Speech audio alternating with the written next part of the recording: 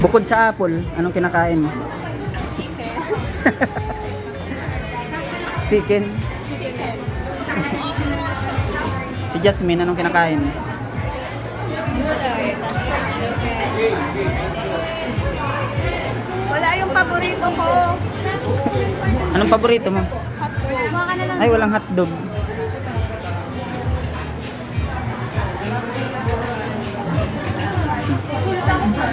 Vegetarian ka pala ah. Uy, chicken oh. Gusto ko meat lang. Ha? Tinuluto na mama.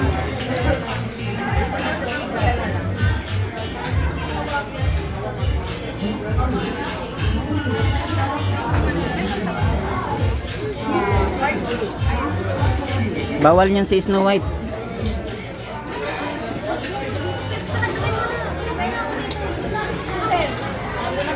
Si Jasmine, bawal ng baboy. Bawal ng baboy yan. Ano yan? Middle East. Dun, sa may pwesto natin, sa labas. Dun.